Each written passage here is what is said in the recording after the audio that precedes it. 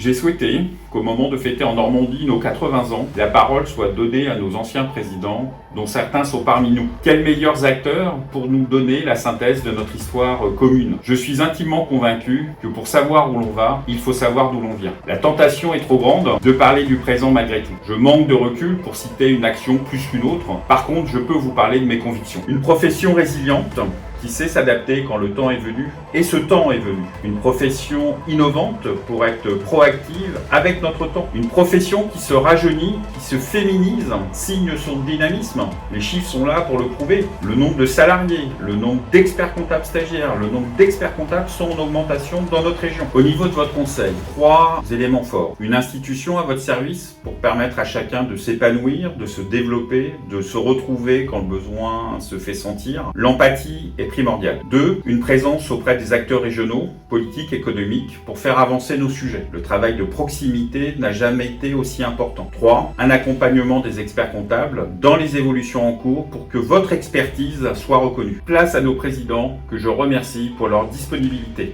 J'ai commencé ma présidence le 1er février 1970 en attente d'un décret qui devait fixer les conditions de l'arrêt du recrutement des comptables agréés.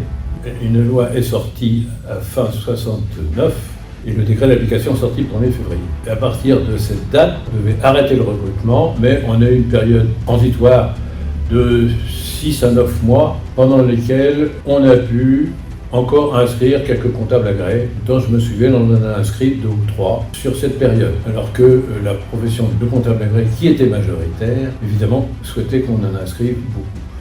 Fait que j'ai eu un démarrage professionnel un peu musclé. Mais pour la promotion du nouveau plan comptable, j'avais organisé une réunion à Caen dans la salle de l'échiquier que devait présider M. Force de la Banque de France. Mais M. Force s'est désisté et j'ai donc demandé à mon confrère Claude Duparc-Duhard s'il pouvait me trouver un remplaçant. Et il m'a indiqué le président Mazard. Donc c'est le président Mazard qui a présidé cette réunion. Et alors que je l'attendais pour décrypter un peu pour nos invités ce nouveau plan comptable, il n'a cessé de les dénigrer. Je voyais devant moi les directeurs de banque que j'avais invités qui riaient de cet événement. Et j'avais à côté de moi le délégué du CFCG qui me tirait par la manche en me disant « mais faites-le taire, faites-le taire ». Et donc le président Mazard continue jusqu'à ce qu'il ait besoin de prendre une gorgée d'eau. Et j'en ai profité à ce moment-là pour lui subtiliser le micro et le passer au délégué du CFCG qui a rétabli les faits et redonné toute sa valeur au nouveau plan comptable. Et ce qui a marqué le plus ma présidence, 91-93, c'est probablement le fait que le conseil régional a quitté les locaux de Saint-Sever pour aller place Saint-Marc avec la fin de la SCI Amiral Cécile et la SCI du Champ de Mars qui a été la nouvelle SCI. Donc effectivement, ça a été quelque chose d'assez considérable. On trouvait les locaux, bien sûr, et puis ensuite faire les travaux. J'ai beaucoup été aidé par 2 confrères à l'époque qui étaient mes vice-présidents, c'était Patrick Lebigre et Charles Carabin. Et j'ai appris récemment que la page se tourne encore, puisque le conseil régional vient de déménager. Bon vent pour ces nouveaux locaux. Je voulais témoigner de mon expérience de l'année 1995 avec nos amis anglais. Pour le jumelage, nous avons fait la Thames Valley Society, qui est un club sympathique, nous avons passé de bons moments avec quelques confrères. Et pour nous, je crois que c'était dans l'esprit d'un dynamisme que nous avions à l'époque, d'évaluer un peu plus l'économie normande face aux écoles anglais. Je crois qu'on a peut-être cherché à améliorer nos connaissances linguistiques aussi, mais chercher à mieux se comprendre.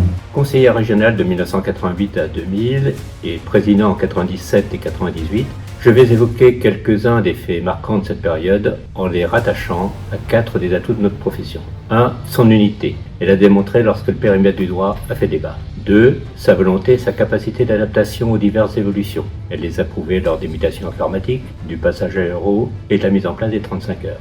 3. L'ordre. Il a su la préparer à ces évolutions et accompagner les cabinets. En témoigne l'organisation du contrôle qualité et la création de la force. Dans le conflit avec les avocats, il a défendu nos intérêts professionnels avec détermination et efficacité. 4. L'esprit constructif et amical qui régnait au conseil régional comme au conseil supérieur.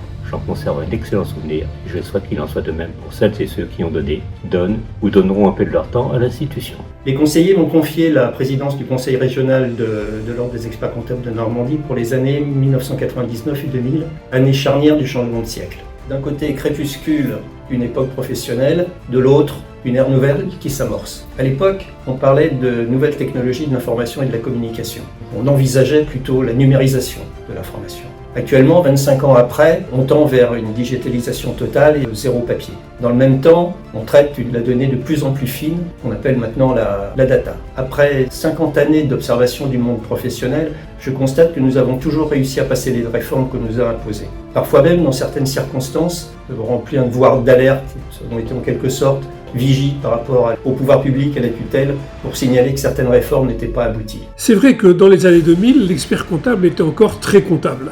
Même s'il touchait à des métiers un peu périphériques, la majeure partie de son activité, sur le plan économique, était liée à la comptabilité. À cette époque-là, je disais déjà, l'expert comptable doit devenir un fédérateur de compétences. À l'époque, c'est vrai que cette fédération, cette recherche de compétences périphériques à notre activité, elle était plutôt recherchée à l'extérieur. Et puis, les cabinets se sont structurés et en fait ont importé en leur sein des spécialistes touchant au droit, le social, sur le quotidien de la mise en place des paies, mais également sur le plan du droit social. Et puis des spécialistes de la transmission d'entreprise. L'expert comptable doit être le fédérateur de compétences. Et bien maintenant, il l'est au son sein, un cabinet un peu structuré, d'experts comptables encore. Il ne faut pas changer ce nom-là, c'est une marque reconnue et qui a une vraie valeur. Le premier fait marquant pour moi n'est pas gai. Le président de l'époque, Jacques Becquerel, avait inauguré cette mandature et au bout d'à peine un an, m'avait annoncé qu'il était malade. Et malheureusement, Jacques est décédé au début de l'année 2006. Par ailleurs, la profession était en pleine évolution, sous l'influence de l'Europe déjà. Et en fait, un autre élément important, je dirais, au cours de la mandature, c'est la réforme de l'ordonnance de 1945 et l'ouverture à la publicité. La publicité était, au début de ma carrière, proscrite. Brutalement, on nous intimait de réformer notre ordonnance et en tout cas d'ouvrir la profession à la publicité. Ça nous a donné l'occasion de faire le tour des 5 départements, avec notamment le président de la commission communication à l'époque, notre secrétaire général, et un communicant pour informer les confrères et pour essayer de les rassurer, en tout cas, sur les conséquences de cette ouverture à la publicité. Nous avions, au sein du conseil régional, décidé en réponse à l'inquiétude que ça soulevait auprès des professionnels, de lancer une campagne de publicité institutionnelle qui a été la première campagne de publicité institutionnelle. Je crois savoir qu'elle a été suivie de bon nombre d'autres depuis. Je me souviens que lors de l'accès à ma présidence, l'intégration des AGC au tableau de l'ordre était encore une chose récente et beaucoup de consoeurs et de confrères libéraux avaient encore du mal avec cette situation nouvelle. Leur réaction était parfois virulente. Il m'appartenait de gérer ces explications de façon la plus pédagogue possible. J'en garde un souvenir un peu mitigé, mais finalement ça s'était bien passé. Le deuxième sujet, il m'arrive de rencontrer des jeunes confrères ou des jeunes consoeurs qui gardent un bon souvenir de leur prestation de serment. Et l'une dont le parrain était Jean-Michel Aulas, et l'autre dont le parrain était Claude Lelouch. À l'époque, quand j'avais organisé ces prestations de serment un peu décalées, le but c'était cela, c'était qu'ils en gardent un bon souvenir. Et puis enfin, mon dernier mot sera quand même pour l'équipe des permanents du CRO. Je les remercie encore, ils ont fait de ma présidence un moment très agréable. La prestation de serment, personnellement, je pense que c'est l'élément fondateur d'un expert comptable. C'est l'élément où on se révèle et tous les experts comptables ont su développer leur envie de faire ce métier qui, par beaucoup d'aspects, pour moi, et c'est mon avis, est un parallèle, je pense, avec le domaine sportif. Et je me souviens en particulier d'une rencontre qui m'a vraiment interpellé, qui a eu lieu au Havre et dont l'invité d'honneur était Florian Mérien, pour moi, l'un des sportifs les plus méritants, un joueur de tennis de table, handicapé, et qui m'avait d'ailleurs mis une raclée devant tous ces jeunes qui allaient prêter serment. Et ce parallèle entre toutes ces difficultés, tous ces efforts pour arriver à un niveau international et ce courage qu'il a eu m'ont fait penser, brièvement bien sûr, à mes quelques efforts que j'avais pu avoir tout au long de mes études pour pouvoir moi également prêter serment.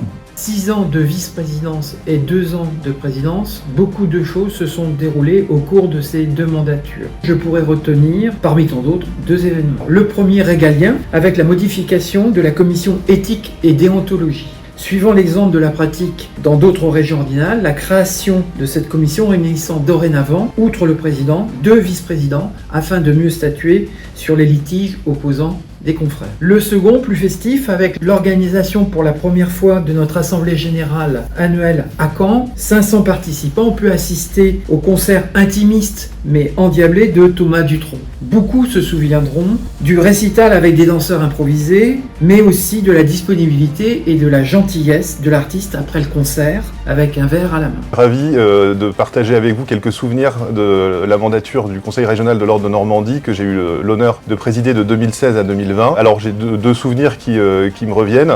L'accompagnement des confrères pendant le Covid, ça a été un moment intense pour tout le monde, mais ça nous a permis également de nouer des partenariats stratégiques avec la région Normandie qui porte notamment le développement économique, et puis des souvenirs tout à fait festifs. Une assemblée générale qui a, je pense, marqué les mémoires, celle qu'on a fait en commun avec les élus bretons, avec son président Stéphane Carda, et avec cette magnifique prestation de serment des jeunes confrères dans l'abbaye du Mont-Saint-Michel. Je crois que tout le monde se souvient de cette soirée, avec un Mont-Saint-Michel baigné dans le soleil et une température de 30 degrés. Je vous assure que c'est réellement comme ça que ça s'est passé. Difficile de résumer en une action ce qui m'a marqué pendant mon mandat de présidente. Il y a eu, j'ai forcément été contente qu'on arrive avec Franck à concrétiser le projet immobilier, où je suis aujourd'hui pour l'inauguration. Et puis après, l'objectif c'était vraiment de développer les missions auprès des experts comptables, donc avec la création de club gestion de patrimoine, ressources humaines, et évidemment la défense des confrères, avec notamment les doctrines qu'on a prises sur